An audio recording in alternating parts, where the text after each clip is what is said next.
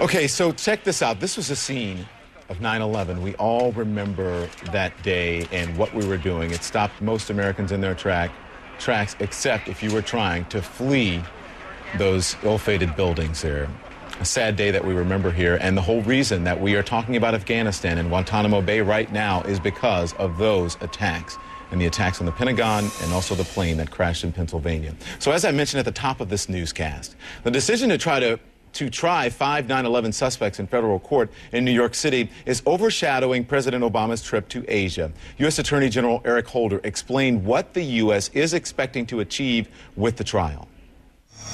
I also want to assure the American people that we will prosecute these cases vigorously, and we will pursue the maximum punishment available.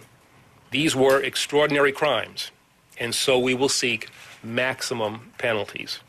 Federal rules allow us to seek the death penalty for capital offenses, and while we will review the evidence and circumstances following established protocols, I fully expect to direct prosecutors to seek the death penalty against each of the alleged 9/11 conspirators.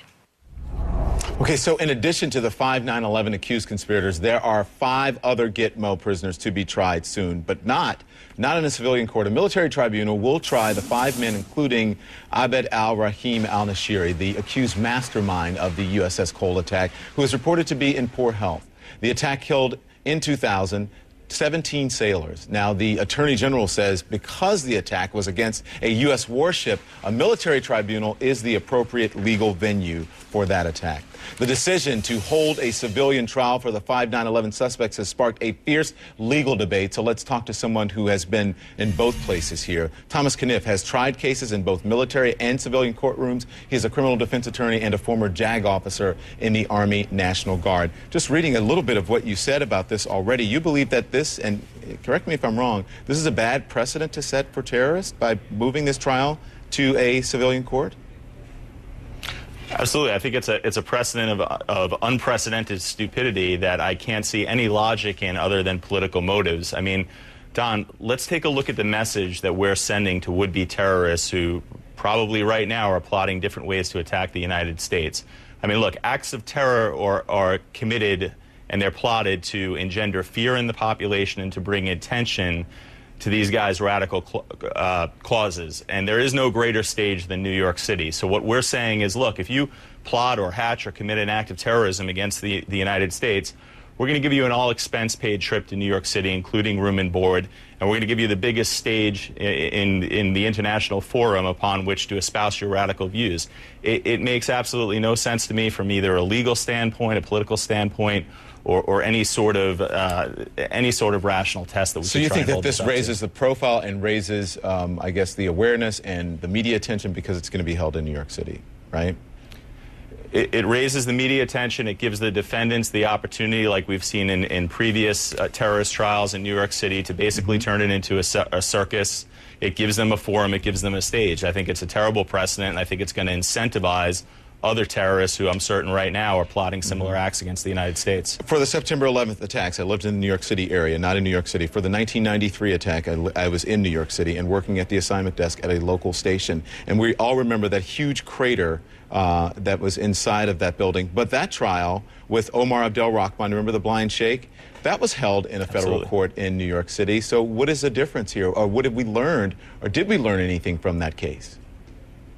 Well, here's what I think the difference is. And I, too, was in New York City, and I watched the towers fall from my office window. I mean, look, you know, following the Clinton administration, one of the big criticisms when 9/11 hit was that, look, we made a mistake in treating this as a criminal act and not treating it as an act of war. Now, from a legal standpoint, there are some differences between 1993 and 2001.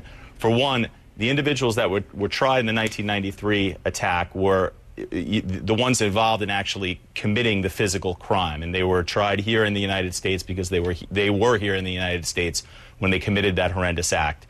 Khalid Sheikh Mohammed and his brethren are charged with conspiring to plot the 9/11 attack from the other side of the world. They were apprehended during the course of a war on the other side of the world. Now, what sort of precedent are we sending for our soldiers and our intelligence agents who are fighting the war on terrorism? I mean, what are we going to tell them? That, look, any further terrorists that you apprehend, they're going to be tried in the context of a civilian trial. So, while you're trying to smoke these guys out of caves, we want you to be holding Miranda, warning cards and evidence vouchers, because the trial of these individuals is going to be held to the same standard that, say, a trial of an American citizen who's accused of committing a crime on our soil would be. It makes absolutely no sense. Okay, let me ask you this, Mr. Kniff, and this is what everybody has been wondering, because we don't know what's going to come up in court, and I'm sure their treatment or mistreatment, as we said earlier, in Guantanamo Bay is going to come up, waterboarding, sleep deprivation, all of that.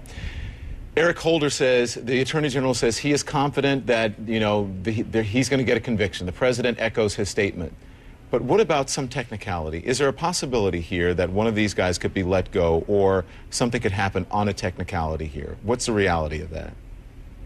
Well, it's hard to say without knowing exactly what evidence the government has. But look, anything's possible in a civilian trial, and it's going to be a much higher standard of proof than in the military commissions, and much higher standard for as far as admitting evidence. I mean, look, the rules of evidence are a juggernaut, even for seasoned criminal defense attorneys. So if we're looking at something like, let's say, a confession, the standard for admitting a confession in a civilian trial is that it must be voluntary and that the defendant must be advised of his rights. I mean, are any of us to believe that these CIA interrogators, when they were softening up Khalid Sheikh Mohammed, were, at the same time reading him his Miranda rights and telling him that he had a right to remain silent and to have an attorney present? We know that didn't happen. So that's going to create a serious evidentiary roadblock as far as getting in confessions. Chain of custody. CIA operatives aren't trained in the chain of custody, because generally the cases they handle aren't brought into civilian court.